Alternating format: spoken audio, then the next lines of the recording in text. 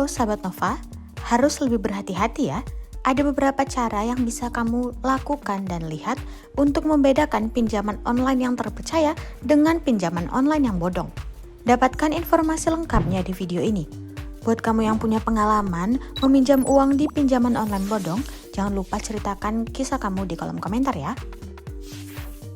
Saat ini menjalankan suatu bisnis atau mengembangkan usaha yang sudah ada, kita pasti memerlukan modal.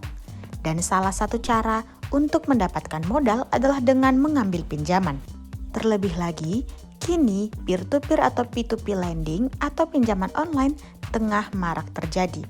Sayangnya, banyak oknum yang menyalahgunakan hal tersebut, sehingga banyak kasus pelanggaran seperti cara penagihan pinjaman online ilegal yang tak etis hingga penipuan yang berkedok pinjaman online.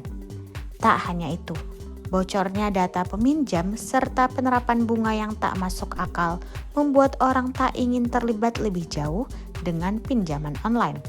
Melihat hal tersebut, Marsha Julita, EVP Partnership Success Lead dari Modalku, memberikan pemahaman lebih jauh soal P2P lending. P2P lending sebenarnya adalah perusahaan teknologi finansial.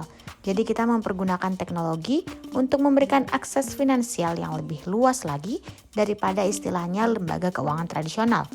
Di sini fokusnya memberikan pinjaman pendanaan. Di Modalku sendiri fokusnya mencari usaha-usaha produktif yang kecil dan menengah dan bisa kita berikan pinjaman untuk tumbuh. Jelas Marsha dalam IG Live Festival Pilih Lokal Aja. Marsha pun memberikan tips membedakan pinjaman online yang terpercaya dan pinjaman online bodong. Yang pertama, harus diawasi OJK. Pinjaman online yang valid itu adalah yang sudah berizin dan sudah diawasi oleh OJK. Istilahnya, siapapun lembaga yang memberikan uang itu harus dimonitor oleh OJK, harus mengikuti standar-standar yang diberikan OJK sehingga mereka bisa memberikan pinjaman yang valid yang diakui, ujar Marsha. Yang kedua, mempunyai standar keamanan data yang baik. Penting untuk melihat apakah pinjaman online ini atau peer-to-peer lending ini memiliki standar keamanan data yang baik. Di sini standarnya apa yang biasa dipakai. Contohnya di Modalku, kita sudah melalui yang namanya ICO, sertifikat ICO 27001. Itu adalah sertifikat keamanan data di mana kami melakukan kontrol terhadap data di dalam Modalku bahwa tidak akan bocor, tidak akan mudah dihack, tambah Marsha. Hal ketiga yang harus diperhatikan adalah transparan. Selain itu, juga penting untuk dilihat informasi-informasi yang terkait dari pinjaman online tadi. Apakah mereka cukup transparan kayak dari sisi bunganya, biayanya, limit yang bisa diberikan, apakah itu transparan atau terdengar too good to be true? Kayaknya kalau terdengar too good to be true itu mesti waspada. Hal keempat yang bisa kita lakukan untuk membedakan pinjaman online yang benar-benar tervalidasi dan yang bodong adalah melakukan cek selalu.